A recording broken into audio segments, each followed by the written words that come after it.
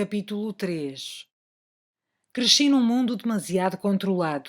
Os meus vizinhos tinham roseiras nos jardins e criadas a dormir em quartos escuros nas caves, tal como nós. As festas para as quais éramos convidados tinham tanto de luzes, música erudita e elites culturais, como de hipocrisia fétida, aparências mantidas à custa de sacrifícios pessoais e interesses sempre subjacentes em cada conversa, em cada gesto, em cada relação. Eu observava as cenas à minha volta como o passageiro do banco traseiro do elétrico que julga que ninguém o vê e tudo pode analisar.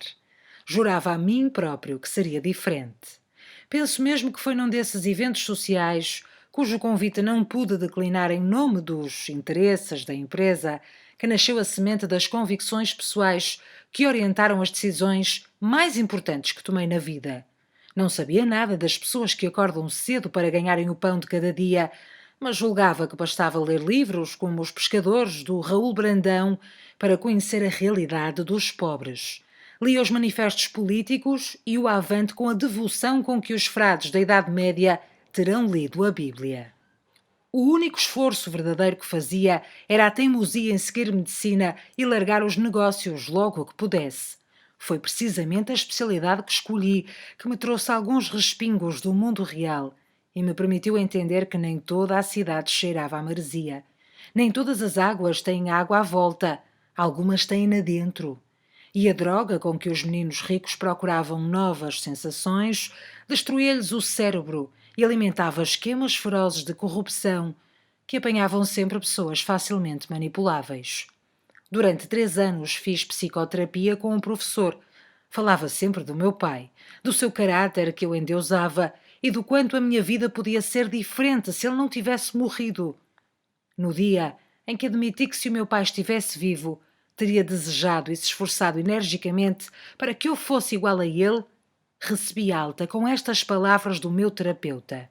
Lino, em vez de vires às consultas, está na hora de começares tu a dar consultas.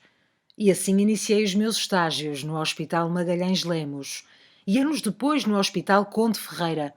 Foi no primeiro que conheci o cigano e reencontrei a menina intérprete.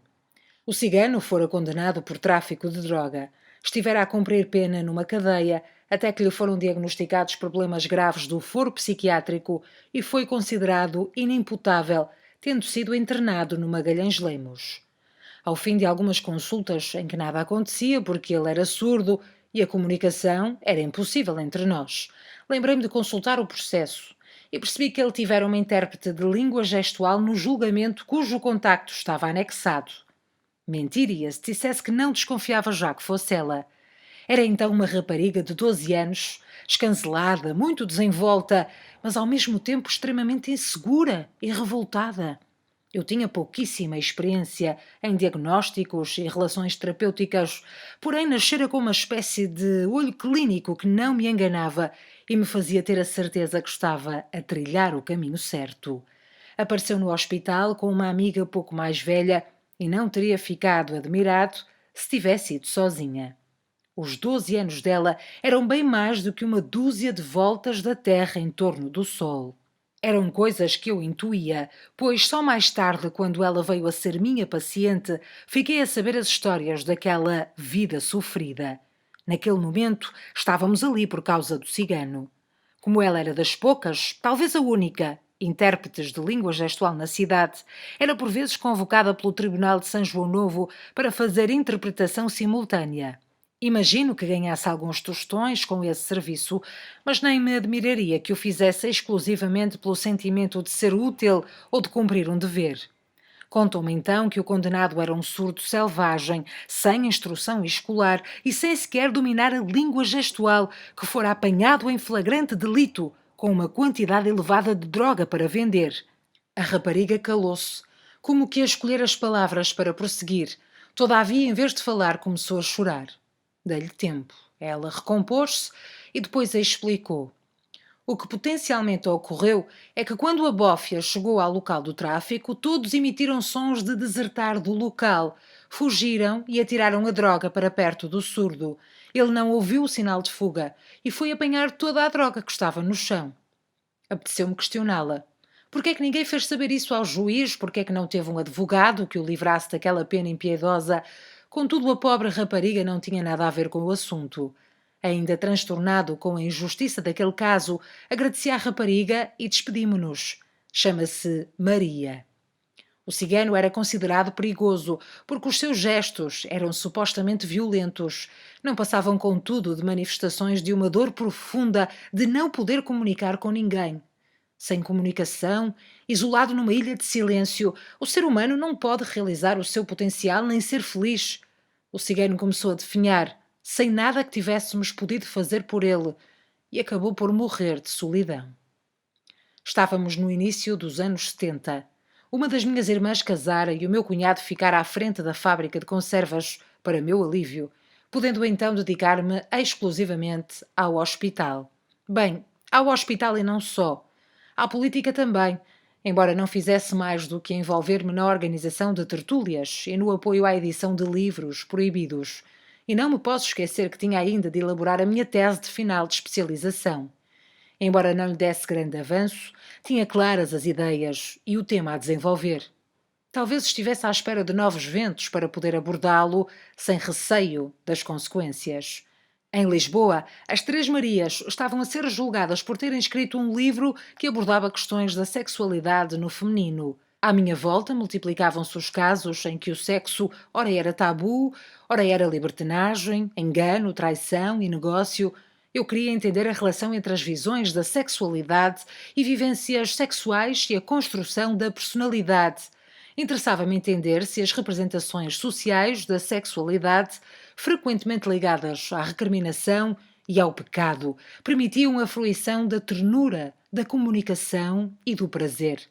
Como estimular atitudes positivas nessa área, retirando-lhe o caráter perturbador e promovendo a sua integração harmoniosa, de modo a estimular um correto desenvolvimento psicológico e prevenir o surgimento de doenças e complicações na área da saúde mental. Lia imenso. Não escrevia quase nada. Sabia pouco e a minha prática era zero. Tentava não me estigmatizar a mim próprio, e isso já era muito. A Revolução de 25 de Abril de 1974 proporcionou-me uma alegria incrível. Com o Sampaio e o Gustavo percorri a Avenida dos Aliados, gritando vivas à democracia, e depois engrossamos uma multidão que exigia a libertação dos presos políticos, em frente à PIDE. A esperança era tão concreta que quase se podia ceifar e apanhar aos molhos. De repente, tudo o que se viveu às escondidas foi canalizado para as ruas e os meses seguintes conheceram algum caos em termos de organização política, social e cultural. Pintavam-se muros, colavam-se cartazes, assaltavam-se sedes de partidos políticos, ocupavam-se casas, faziam-se manifestações, organizavam-se greves, faziam-se reivindicações. E eu, refugiado no meu caráter reservado, continuava a ir trabalhar durante o dia e à noite escrevia. A minha tese finalmente ia conhecendo o cheiro do papel. Poucas vezes me empoleirava nas estátuas para insultar os grupos políticos opostos ou gritava decidido palavras de ordem. Tinha mais dúvidas do que certezas. A minha grande interrogação era saber se a Margarida ia voltar do exílio. As suas cartas nunca eram totalmente claras. E eu alimentava a esperança de a rever em breve. Quem sabe não poderíamos reatar o que nem começara. Entretanto, descobri que o meu cunhado traía a minha irmã. Isso não me devia ter surpreendido. Essas habilidades eram o orgulho de muitos homens que conhecia, incluindo alguns amigos. Acontece que percepcionei o ato quase como uma ofensa pessoal, um atentado à confiança que eu depositara nele. Por outro lado, eu, de algum modo, assumi o papel de pai relativamente às minhas irmãs e interpretei a traição como uma afronta pessoal. Desde que o vi entrar abraçado a uma rapariga muito jovem no banco de trás do cabriolé do meu tio, em frente ao Casino de Espinho, onde eu estava numa reunião com os meus colegas da editora, não lhe consegui perdoar a leviandade. A fábrica estava a ter resultados cada vez piores, que ele justificava com a revolução, que ele combatia com atos de sabotagem. Eu, que nunca quis ser gestor, sabia a situação que deixara e não tinha dúvidas que ele fazia um péssimo trabalho. Era só pela memória do meu pai que eu ainda me preocupava com a fábrica, pois já ganhava o suficiente para sobreviver e ajudar a minha mãe. Quanto às minhas irmãs, já estavam ambas encaminhadas. Se o quadro já era delicado, tudo piorou quando ele e o meu tio se começaram a atacar por defender ideias de esquerda. O pote estava prestes a explodir. Porém, um acontecimento inusitado veio arrancar-me do círculo dos meus problemas familiares e exigir a minha presença constante no hospital. A quarta vez que vi a intérprete de língua gestual, a Maria, ela tinha 14 anos e chegou ao hospital numa maca em falência cardíaca. Ficou nos cuidados intensivos cerca de uma semana e depois foi transferida para o meu serviço. Tentara o suicídio numa tarde quente do final de junho desse ano de 1974. Por uma teia de razões que só ao longo de muitos meses e anos consegui desfiar, e não na totalidade. No silêncio da manhã planeara pôr fim à vida. Comprara 2 frascos de Optalidon, uns comprimidos cor-de-rosa para a dor de cabeça, e guardara-os na carteira. Despedira-se de toda a gente, convicta de que no dia seguinte seria velada pela morte planeada. Apanhara depois o elétrico no Largo do Ouro rumo à praia do Homem do Leme. O calor era abrasador e ninguém estranhou ver uma rapariga chegar à praia, despir a roupa, ficar em fato de banho e estender-se numa toalha ao sol.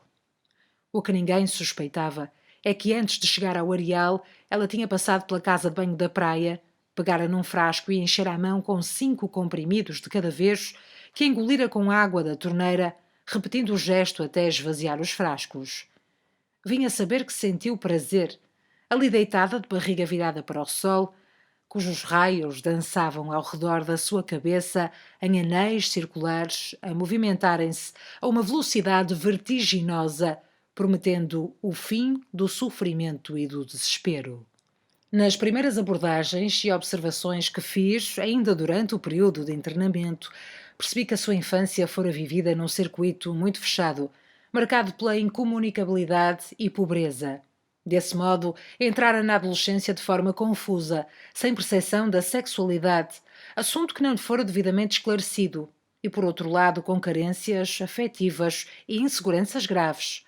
Aparentemente fora uma desilusão amorosa, uma paixão fulminante e não correspondida aos 14 anos, a causa de desistir de viver.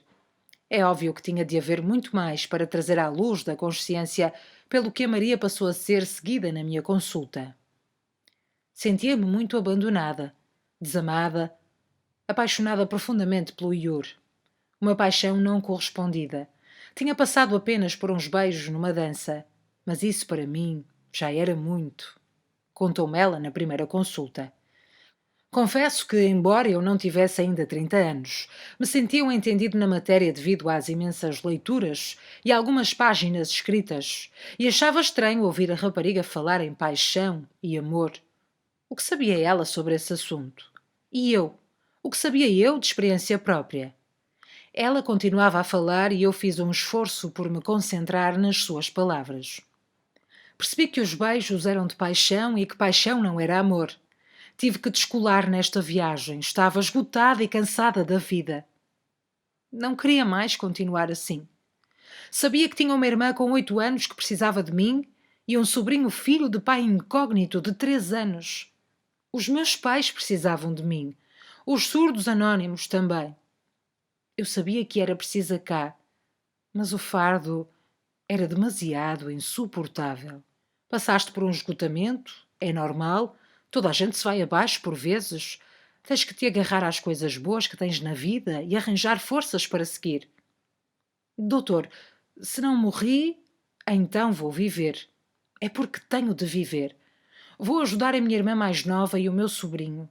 Não quero que eles passem por tudo o que passei. Queria perguntar-lhe o que fora tudo o que ela tinha passado, mas era hora de terminar. Não a podia esgotar emocionalmente, pois estava ainda muito fragilizada. Surpreendia-me vê-la sempre sozinha. Estou convencido que a família nem percebeu o que se passou, julgando que tudo não passou de uma congestão. Nós, médicos, não conseguíamos comunicar com eles, e a verdade é que só a visitaram 2 ou 3 vezes. Desde a primeira vez que vi a Maria, que guardei a sensação de que estava sozinha no mundo.